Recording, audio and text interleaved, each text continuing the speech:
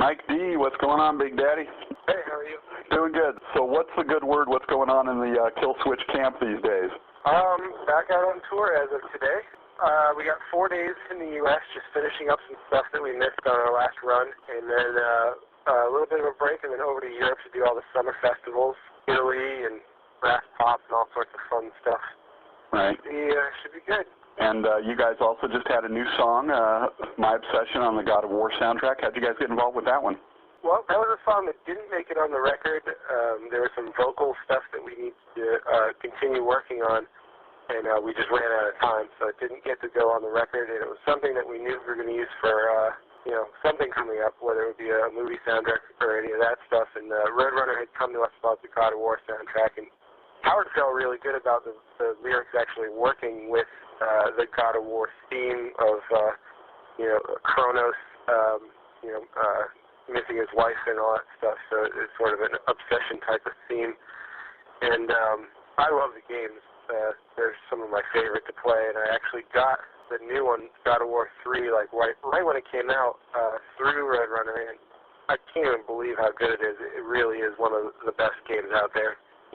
Right, you guys spend a lot of time while you're out on tour playing that stuff to keep you preoccupied and everything? Usually, when we have a bus that has a game console, I'm on it all the time. But no one wants to bring theirs out on the road because they just tend to get really beat up and hurt pretty bad. You take home your home, when you take home your Xbox, you want it to work. Right. A lot of times it doesn't work when it gets home, so it's a tough one. But PSP, usually, because it's so personal and handy and easy to keep with you at all times, I play that the most, I would say. It's sort of been a sad week of mourning and tribute. I know you guys were big Ronnie James Dio fans, and you had covered Holy Diver. Tell me what you guys have been thinking about and talking about with regards to Ronnie this last few days. Yeah, it's real sad. He's one of those great musicians that even in his old age could still belt it out like none other. There's so many older metal guys that really just can't pull it off anymore that should probably stop.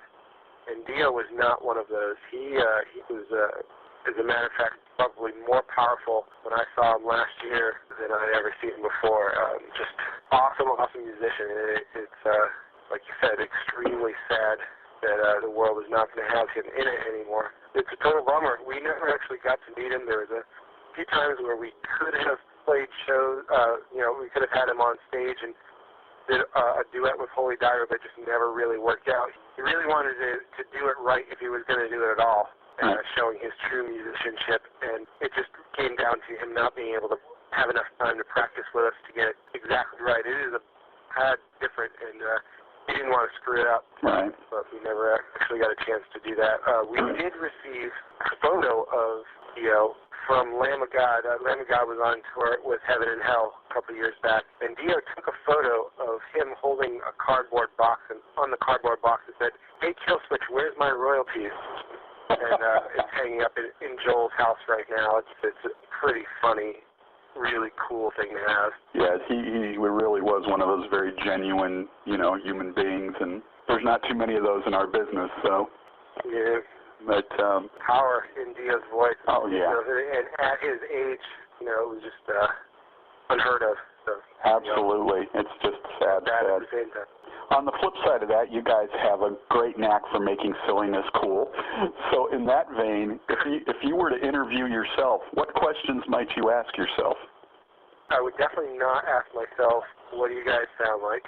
Which is I would go through the list of all the typical ones and cross them off immediately. Is that the question you hate most? That one comes up a lot, and I never know how to answer it. I just say, we have a lot of chugga-chuggas and screams and singing parts. No, it's really, how would you describe yourself to a deaf person? I get a lot. A lot of the interviews, actually, just trying to get the interview done in a deadline situation, but that's no big deal. Not everyone's going to hear us. Yeah. Well, here's one I know that you've probably never been asked, and if you smack me, I'll understand. But so, what celebrity is at the top of your spank bank wish list? Celebrities, huh? What the hell's her name? I suck at coming up with names. my head right now. The chick from Iron Man 2. Ah. What's her name? Scarlett Johansson? The one that Scarlett Johansson. Yeah. She's at the very top. She is. And there's no one underneath. Scarlett Johansson is definitely the person to have at the top of your list. I can't fault you there at all. She just keeps getting better and better looking. Oh my goodness, absolutely. People shouldn't be allowed to be that good looking. Nope. So talk about tattoos. What's the obsession with tattoos, and what do they mean to you? Well, the cool part about tattoos is once you get a few, they don't have to mean as much to you anymore. Right. They could just be something that you and your pals get just to signify that you're pals. And sometimes those are my favorite ones. Like anyone who gets a tattoo, by the time you're done with your first one, you're already thinking of what you want to get for your next one. And I guess the bad part is that I know a lot of tattoo artists that are ready to tattoo me at any time, so it's relatively easy to get filled up pretty fast. I personally hate getting tattooed. It hurts. I don't like feeling it all, but I like the finished product. Right. That's one of the things that people always tell you, oh, it doesn't hurt. It hurts real bad.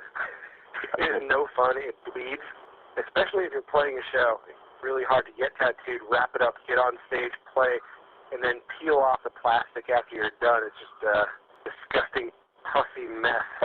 We've been fortunate to have Nick Back from Salt Lake City, Good Times Tattoo, has come out on a couple of tours just to tattoo, people in the crew or other bands on the tour or us or whatever, and that is definitely a good source of just getting tattoos on a whim.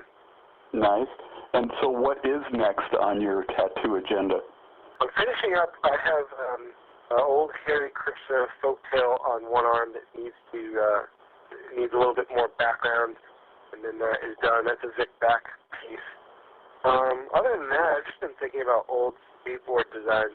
When I was a kid, like 4 through like 91 was my heyday of skating. I'm an old guy, and all the decks from back then just had some really cool, classic, iconic feels to them, and that's something I'm thinking about getting next. I don't know if it'd be a collage or just a couple of different designs, but I like that stuff. And then, of course, thinking back to the very beginning, what was the very first one for you then, and what was the meaning that it had? A lot of my first tattoos have since been covered up just because they're so terrible. The meaning of my very, very first one was, I'm old enough, I need a tattoo.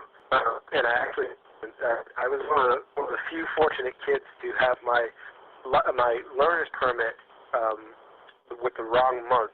It was January instead of May, so I got my license 5 months early. I got to drink 5 months early. I also got to get a tattoo 5 months early. And all my friends were envious of the whole scenario. But I just went to Tattoo America in New Hampshire, picked something off the wall, and got it. And I'll probably keep it always, even though I wouldn't mind covering it up. But it's just, that's part of me and part of my history at this point. That was your statement of independence. Exactly, or the middle finger to my parents, one of the two. There you go. Well, before I leave you to your insanity then, do you have any final words for the fans, and what's on tap for the rest of 2010 for Killswitch? Well, I definitely want to say thank you guys very much for believing in us and hanging in there. We have some pretty incredible fans. We've been shown that and reaffirmed about the last tour and stuff with Howard that was going on. It was amazing that we could have Phil from All That Remains come out and sing and still have everyone show up and be appreciative and get into it. It really meant a lot to us. All of our hardened hearts have been melted by the situation. So that was so thank everyone out there who's a true fan. It just feels really good to be loved at this point, and we need it bad. As far as what's coming up next, I know we have a new video, and I don't think I'm allowed to talk about it. I'm the guy who always slips up and talks about things way before I'm supposed to. I get yelled at by management, so I'm trying to calm that. I'm trying to curve that a little bit. But it's unlike anything we've ever done. It's pretty much unlike anything you've seen in a long time. Think cool, and that's all I'll say. Gotcha. I don't even know if I'm supposed to tell you. I have no idea what I'm supposed to say or what I'm not supposed to say. That's okay. That's the fun of being the artist. You can do what you want. Okay. Great. Thanks a lot. Thank you for the interview. No problem. Take care, brother.